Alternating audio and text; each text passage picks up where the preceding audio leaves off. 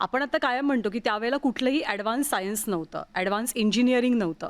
तरीसुद्धा समुद्रात किल्ला बांधणं, तो इतकी वर्ष टिकून असणं, रायगडासारखा किल्ला आहे. आर्किटेक्ट कोण होते? अ, आहेत बरेच उल्लेख आहेत आर्किटेक्ट्स हां. असलेल्याचे. म्हणजे वेगवेगळ्या किल्ल्यांचं सुरुवातीपासून उदाहरण द्यायचं झालं तर जो डोंगर होता इथला जावळीच्या खोऱ्यातला, जावळीचं जंगल आपण म्हणतो, तेव्हा जावळीवर जेव्हा शिवाजी महाराजांनी स्वारी केली आणि मोऱ्यांचं जे प्रकरण आहे तिथलं, ते सगळं प्रकरण झाल्यानंतर या डोंगरावरती किल्ला असावा. हो. बघा, मी परत सांगतो की शिवाजी महाराजांना माहीत होतं की कुठं किल्ला असावा, कुठे किल्ला असायला हवा.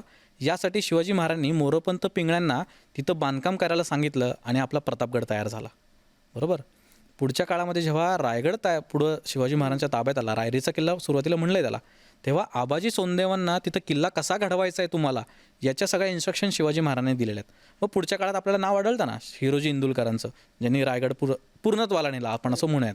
याच हिरोजी इंदुलकरांनी सिंधुदुर्गच्या किल्ल्याचं बांधकाम पूर्ण केलं. आता ते कधी केलं बघा, शिवाजी महाराज आग्र्याच्या तिथं कैदेत आहेत अशा काळामध्ये सुद्धा या हिरोजी इंदुलकरांनी ते काम थांबवलं नाही आहे.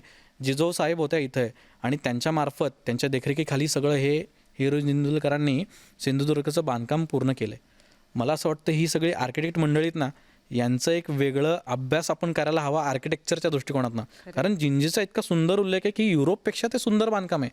म्हणजे कुठंतरी मराठ्यांची जी स्थापत्य शैली आहे त्याचा अभ्यास आपण जर का केला तर शिवाजी महाराजांचा दृष्टिकोन किल्ल्यांबद्दलचा काय होता हे आपल्याला समजायला अजूनही वाव आहे.